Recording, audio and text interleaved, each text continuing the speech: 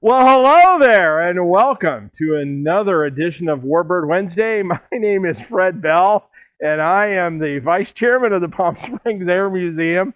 Obviously, Greg, we are going to have to rethink perhaps the headgear because this one is the most ridiculous thing I think I've had on so far. But today, I don't even know what I am, Greg. I think I'm a chicken. That's what I am today.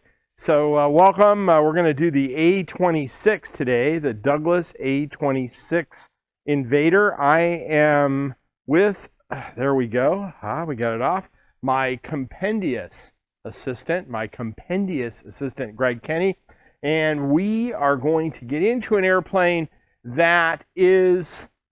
I always say interesting. It is an interesting airplane, had a big lifespan, a long lifespan, and was really kind of, in the twin engine world, a unique airplane. So why don't we go ahead and get into it? We're talking about the A-26. The first flight on the airplane was in 1942, which actually surprised me that it had flown that early war.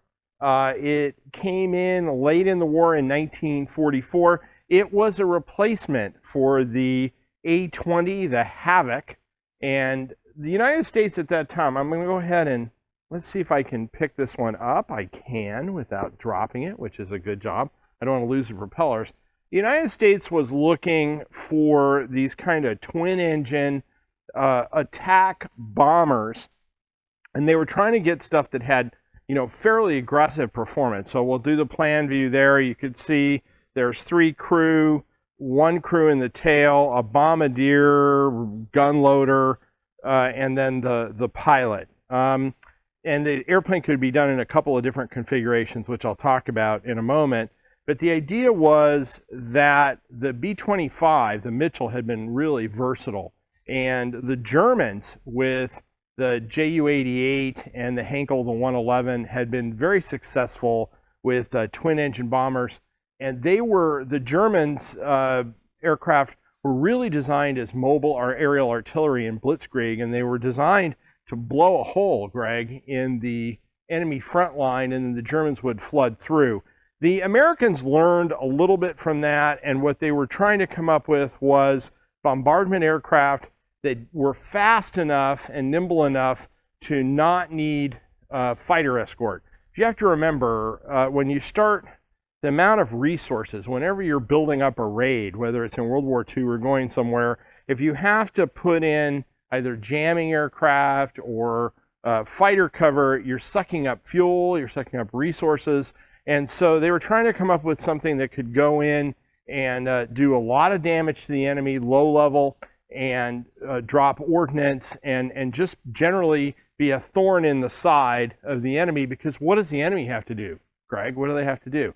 They have to allocate AAA, they have to anti-aircraft artillery, they've got to put fighters to protect those other bases, and in the Pacific, especially with the B-25s, we saw those B-25s with those big 50 caliber gun packs in the nose, 20 millimeter cannons, cheek gun packs. This aircraft was no different. So now the interesting thing, and I was surprised when I did a little bit more research on this airplane, is that in the Pacific, when they tried it, this was actually flew in World War II, late war. In Pacific, it flew in the European theater, and it flew in the Mediterranean. The Pacific, where it was deployed, they did not like this airplane. They didn't like the airplane at all, which later in life is surprising on how it was used in ground attack. But initially, they did not like it at all.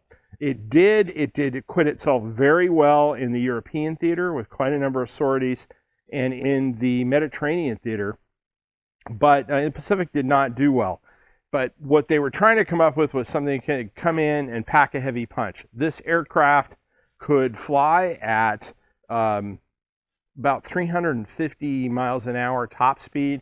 It had those R2800s that were that tried and true engine that we've talked about before that would fly it along. Now, it had a laminar wing. We've talked about a laminar wing, laminar flow wing. Remember, we talked about NACA. It did have a NACA rating, so go out and look that up. But that laminar wing does something, Greg, that is a little tricky. What does it mean? Like with the P-51. What do we talk about P-51? Low speed handling with a laminar wing is tricky. You have to know how to fly the airplane. So this airplane with a single pilot, it was a very, very tricky aircraft to operate. But in its initial deployment in the Pacific, it did fairly well. There were about 25, or I'm sorry, in European theater and in the Mediterranean it did well. The guys will come back and say, Fred, you said it didn't do well in the Pacific. Greg is looking at me like, what are you talking about? He knows all this stuff. Greg knows everything. I can't give anything by Greg. But it did not do well in the Pacific. It did do well in Europe and in the Med. But it came out of the war. And what's interesting is most of these units went into mothballs at the end of the war. If you can believe that, Greg, they did not survive because we were in that headlong run. And again, it's warm in here, Greg. It's just a little bit warm, and I'm feeling the residual feathers from my chicken hat here. It went in, it flew with some Air National Guard units, and it was essentially retired. Then something happened. What happened? Korea.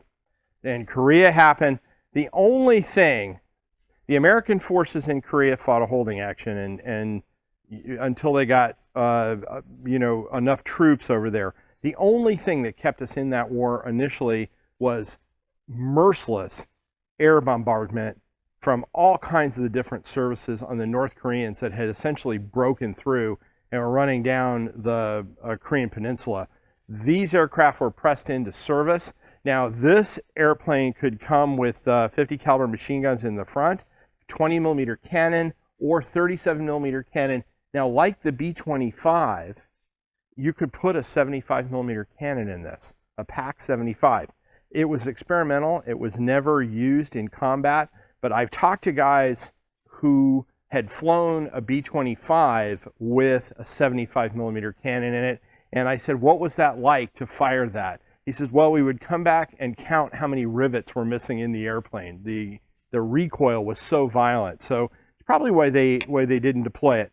But in Korea, it was a very, very potent airplane, did tremendous damage against low altitude targets. And really in Korea, and we're going to talk a little bit later about counterinsurgency operations with CIA and in Vietnam, the airplane really came into its own. So it came out of the war, didn't really, it was no great shakes in World War II because it came in right at the end.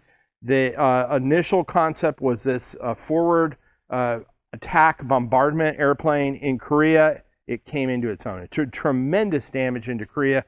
A lot of guys that I've talked to that flew this airplane handled so well and was so fast they flew it like a fighter. So, and you could put bombs in this. You could have a Norden bomb sight up front. This radar, as I said, this rear gunner would run the rear guns. This guy could be a navigator, could be a radar operator.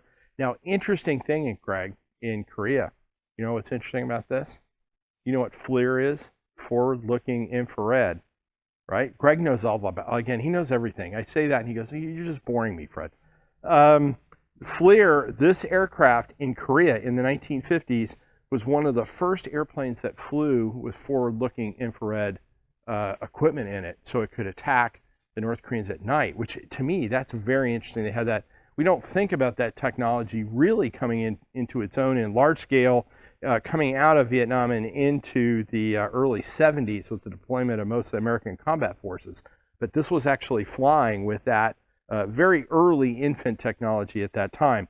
So it went through Korea, really shot the heck out of the North Koreans and acquitted itself very well. It came back from that. Something else happened. Greg, this airplane is a child of the Cold War. What happened after that, Greg? Two things. There was the ramp up with the CIA in Vietnam and in Laos, where this airplane flew heavy combat missions, and then it also got drawn into the Bay of Pigs. And those aircraft, they suffered pretty significant losses in Bay of Pigs.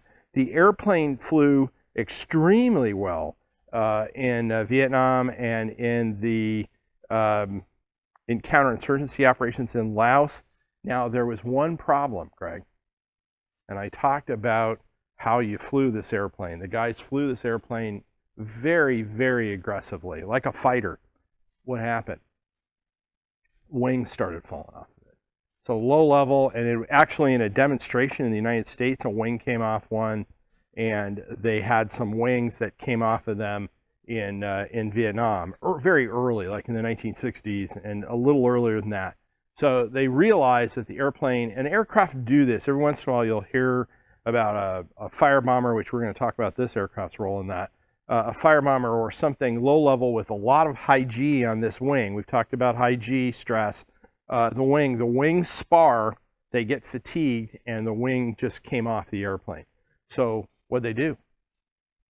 Sent them back to Southern California, Greg, and they came up with the K version of this airplane.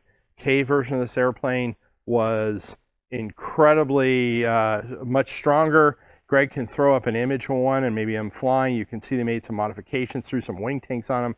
They strengthened them up, and they actually started exporting these not only for the United States and counterinsurgency, but this is how the airplane extended its life in military service all the way out. Can you believe this? Till 1980, this airplane stayed in military service. But the changes they made, strengthening up that wing spar, giving the airplane improved avionics and a little bit more firepower, which what made it a very, very potent combat aircraft, low-level attack, counterinsurgency, extremely fast.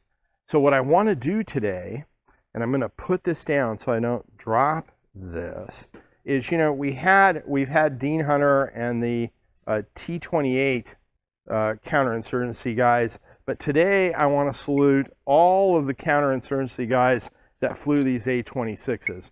This job in the military at that time in the Air Force was as dangerous as those T-28s got, as far as you were flying very fast at low level, and the chance of you having an accident were pretty great. So to all those A-26 guys, we're going to do a salute here.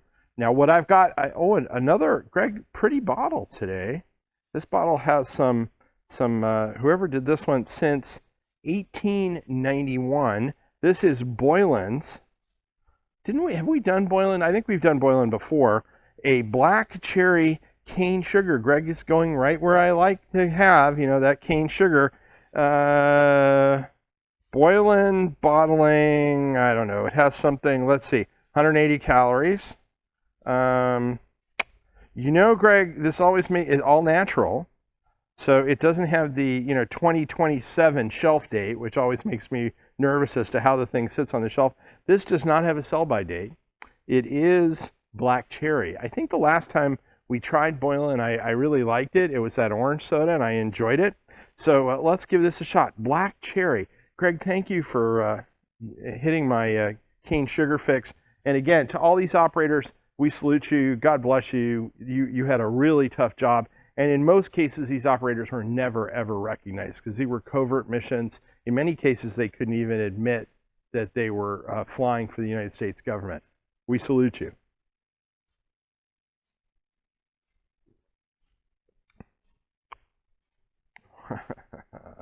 Greg, you hit it again. Boylan, by the way, is not a sponsor, but if you're out there and you work for Boylan, I like your product. This is good. We've had 2 good runs with this where I haven't like fallen over and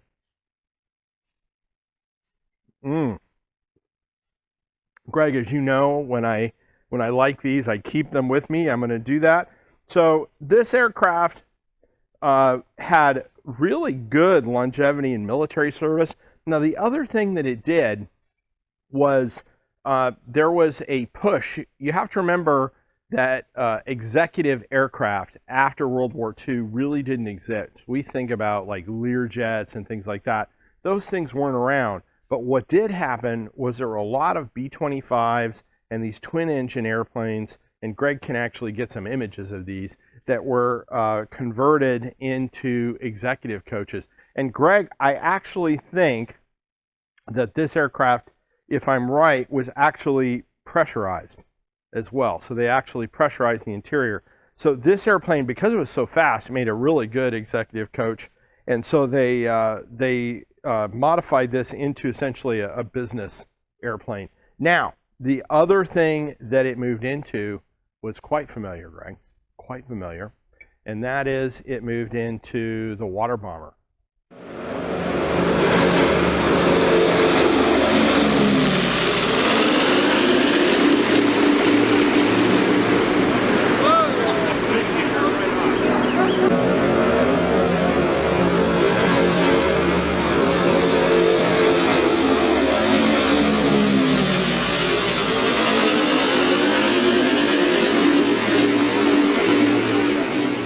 Airplane has, we see these occasionally at air shows. You don't see them a lot in aficionado hands, partially or primarily because with those 2800s, those R2800s, this is a very thirsty airplane to operate.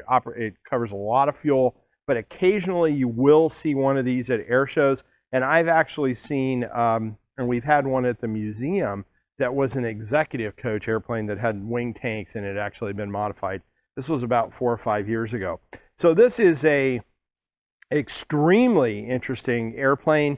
It is a product of a thinking that really, Greg, no longer exists. If you look at it now, we're getting all these multi-mission airplanes, multi-mission attack airplanes, and these singular airplanes that had just a very simple role have kind of gone out of the wayside. So this airplane is the last of the line of these kind of specialized twin-engine airplanes. The military has gone to consolidated multi-mission airplanes all the way down the line now.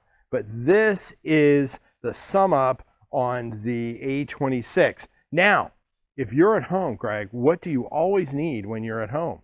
You need to know what time it is.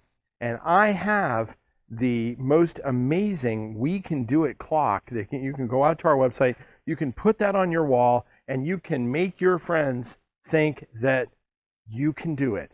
That you, maybe not Rosie the Riveter, but that you aspire to that high phrase there, that we can do it. Now this, of course, this clock is made from the highest Swiss plastic instruments.